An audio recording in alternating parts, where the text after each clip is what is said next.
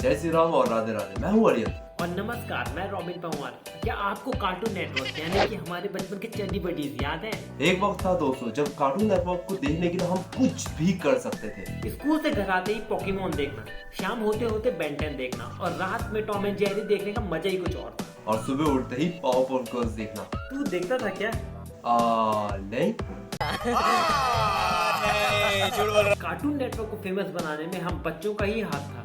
पर अब ऐसा क्या हुआ कि कार्टून नेटवर्क इतनी बुरी तरीके से डाउनफॉल हो गया। और आज हमारा यही टॉपिक है, journey of a Cartoon Network from rise to downfall. कहानी की शुरुआत होती है टेड टर्नर से, यानी कि कार्टून नेटवर्क के फाउंडर। टेड टर्नर चाहते थे बच्चों के लिए 24 आवर रनिंग कार्टून चैनल हो ताकि बच्चे अपने बचपन को ठीक से एंजॉय कर सके। एक फैक्ट बताऊं टेड टर्नर के बारे में। टेड टर्नर दुनिया के पहले 24 आवर रनिंग न्यूज चैनल यानी कि CNN के मालिक है। और इन्हीं रीजंस की वजह से 1992 में कार्टून नेटवर्क की शुरुआत हुई। टेड टर्नर ने शुरुआत की MGM से।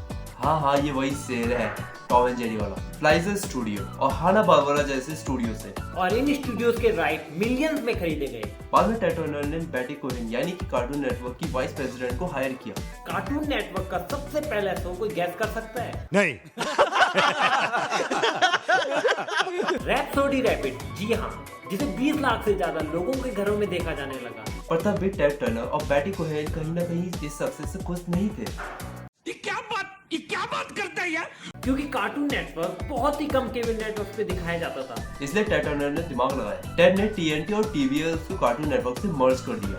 मर्ज करने से ये होता है, जिस भी घर में TNT और TBS आएगा वहाँ पर अपने आप ही कार्टून नेटवर्क भी आने लगेगा।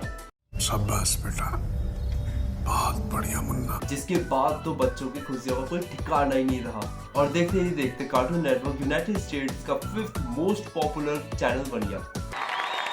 अब तक कार्टून नेटवर्क में रैप्सोडी रैपिड, हाना बार्बरा और लूनी ट्यून्स ही आ रहे थे। पर बाद में कार्टून नेटवर्क में आए Tom and Jerry, Scooby Doo, पॉपाई जैसे कार्टून शोज भी आए। जिसके बाद ये शोज कितने पॉपुलर हुए ये मेरे ख्याल से हमें आपको बताने की जरूरत नहीं है। नहीं।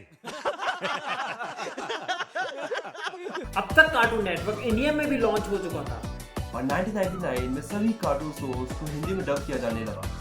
मेरा पत्ता। आओ, अब मैं क्या करूं? खुजली, सब जगह खुजली। ये लो पत्ता। मेरे तो बड़े पसीने छूट रहे हैं। इंग्लिश में कार्टून नेटवर्क हिट था, बट हिंदी में आते ही उसकी व्यूअरशिप डबल हो गई। पर टेड इतने से भी खुश नहीं थे। ये क्या बात करता है यार? कार्टून नेटवर्क ने अपनी स्ट्रेटेजी बदली और नए नए कार्टून शोज को लाया गया।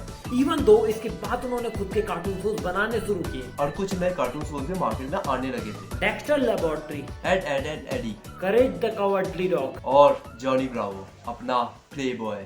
घर में कोई नहीं है, अभी अकेला हूँ मैं। धीरे धीरे कार्टून नेटवर्क भी अपने चैनल पे सुपर हीरोज को दिखाने लगा, जैसे कि justice league, Spiderman, Batman, Superman. अब समय आ चुका था बड़े हाथ मारने का। कार्टून नेटवर्क अपने चैनल पे बेब्लेड, ड्रैगन बॉल जी और बेन 10 दिखाने लगा था, जिनकी पॉपुलैरिटी कितनी होगी ये मेरे ख्याल से आपने अंदाजा लगा ही लिया होगा। अब आप लोग सोच रहे होंगे जब सब कुछ सही चल रहा था तो प्रॉब्लम कहाँ से शुरू हुई? एक्चुअली इसके पीछे भी कुछ थ्योरीज है। मेरा दिल बैठा जा रहा है, कुछ तो बोलो। पहली थ्योरी तो यही है कि पुराने कार्टून ही दिखाए जा रहे थे। दूसरी थ्योरी ये है कि मार्केट में नए नए कॉम्पिटिटर्स भी आने लगे थे, जैसे कि हंगामा, निकलोडियन, डिज्नी, पोगो। हंगामा टीवी पे शिनचैन और डोरेमोन के आ जाने से मार्केट में कार्टून नेटवर्क की वैल्यू कम हुई। इसका क्रेज पूरी दुनिया में कितना था आप मेरे ख्याल से इस चीज का अंदाजा लगा ही सकते हो। और एनीमे के आते ही सभी एडल्ट्स एनीमे की तरफ जाने लगे। लगता है उचिया वाले उतने भी महान नहीं जितना सब उन्हें समझते। नारुतो! चुप हो जाओ, अगली बार मैं उसे धूल चटा दूंगा। अरे छोड़ो, उसे उंगली तक नहीं लगा पाए। Emotional damn it. डिज्नी ने भी अपने रियल लाइफ कार्टून शोज दिखाने शुरू कर दिए थे जो लोगों को बहुत पसंद आ रहे थे। पर बेचारा कार्टून नेटवर्क वहीं का वहीं रह गया। पर ये सारे तो एक्सटर्नल फैक्टर थे, अब आते हैं इंटरनल फैक्टर पे। टेड टर्नर कार्टून नेटवर्क को बचाने पे लगे हुए, जिसके लिए उन्होंने टाइम वार्नर की AOL यानी कि अमेरिकन ऑनलाइन कंपनी से मर्ज करना सही समझा, जो कि थी कार्टून नेटवर्क की अब तक की सबसे बड़ी ट्रेजेडी। गधा हूँ मैं।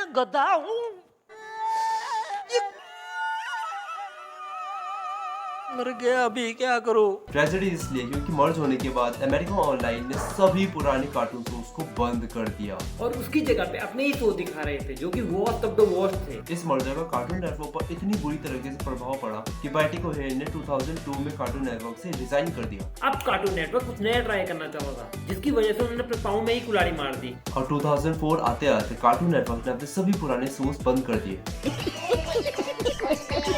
जिसके बाद उन्होंने 2009 में रियल लाइफ एक्शन शोज लाने शुरू कर दिए। ये क्या है?